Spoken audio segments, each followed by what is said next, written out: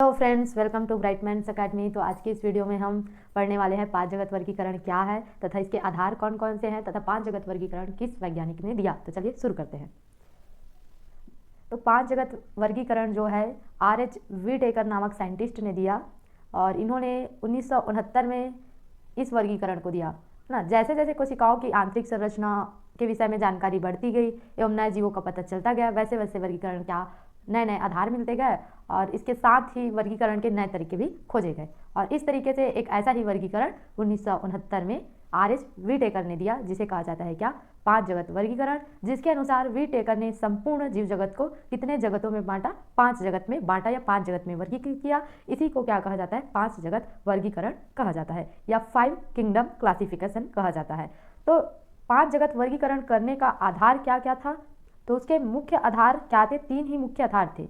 कौन कौन से, तो सबसे पहले कि उस कोशिका में केंद्रक झिल्ली अनुपस्थित है कि उपस्थित है ना। मान लीजिए क्या है, सेल है, अगर इसमें केंद्रक है और केंद्रक झिल्ली अगर उपस्थित है और अनुपस्थित है, उसके आधार पर उसका वर्गीकरण किया गया। जैसे अगर केंद्रक झिल्ली क्या है, उपस्थित है, तो वो क्या कहलाएगा, यूकैरियोटिक कहलाएगा। और केंद्रक झिल्ली अगर नहीं है तो क्या कहलाएगा, प्रोकैरियोटिक कहलाएगा। तो इस तरीके से वर्गीकरण का पहला आधार क्या था 5 जगत वर्गीकरण का, केंद्रक झिल्ली की उपस्थिति तथा अनुपस्थिति, मतलब सीधा सा मतलब कह सकते हैं प्रोकैरियोटिक और यूकैरियोटिक। अब देखते हैं उसके बाद इसका दूसरा आधार क्या था, है ना। दूसरा आधार क्या था, तो इसका दूसरा आधार था संगठन का स्तर, मतलब शारीरिक संरचना जो होती है उसका संगठन का स्तर क्या था। मतलब वो जीव जो है कैसी कोशिकाओं से मिलकर के बना है, एक कोशिका से मिलकर बना है कि बहुत सारे कोशिकाओं से मिलकर के बना है उसका शरीर, है ना। तो अगर कोई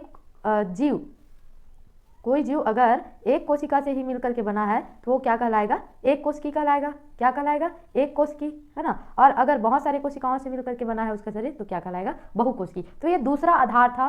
व्हिटेकर ने देखा कि किसी जीव का शरीर क्या एक कोशिका से बना है कि बहुकोशिका से। उसके बाद तीसरा जो आधार था, उन्होंने देखा पोषण विधि, है ना, पोषण प्राप्त करने की विधि, कि वो जीव जो है किस विधि से पोषण करता है, कि वो स्वपोषी है कि वो विषमपोषी, क्योंकि वो अपना भोजन स्वयं बनाता है कि वो अपने भोजन के लिए क्या होता है, दूसरों पर निर्भर होता है, मतलब विषमपोषी। तो इस तरीके से 5 जगत वर्गीकरण का आधार है, पहला प्रोकैरियोटिक है कि यूकैरियोटिक, दूसरा एक कोशिकी है कि बहुकोशिकी, है ना, और तीसरा क्या है, स्वपोषी है कि विषमपोषी। ये क्या है 5 जगत वर्गीकरण का मुख्य आधार।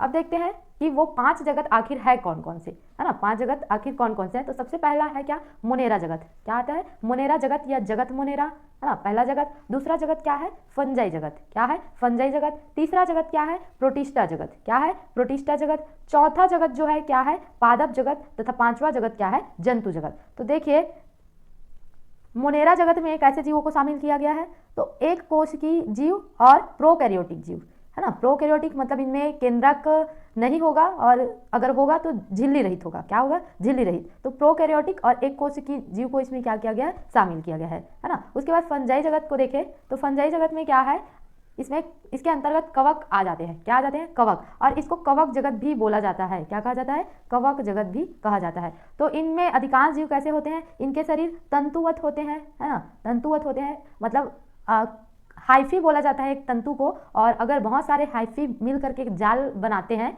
कवक जाल, तो उसे क्या कहते हैं, माइसीलियम कहते हैं। क्या कहते हैं, माइसीलियम कहा जाता है।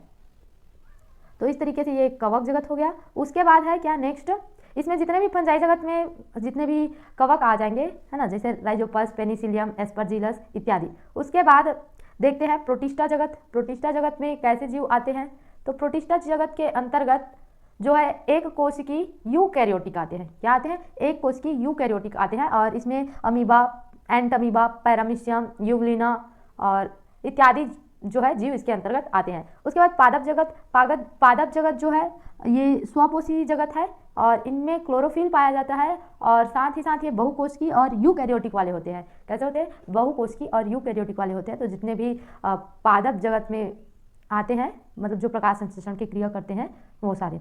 और जंतु जगत लास्ट। तो जंतु जगत में क्या है, जंतु जगत के अंतर्गत इनमें कोशिका भित्ति का भाव होता है, साथ ही ये बहुकोशिकी और यूकैरियोटिक तो होते हैं और विषमपोषी होते हैं। कैसे होते हैं, विषमपोषी। तो इस तरीके से 5 जगत वर्गीकरण दिया गया और वो 5 जगत है और उनके आधार। तो अगर आपको वीडियो अच्छा लगा होगा तो वीडियो को लाइक करें,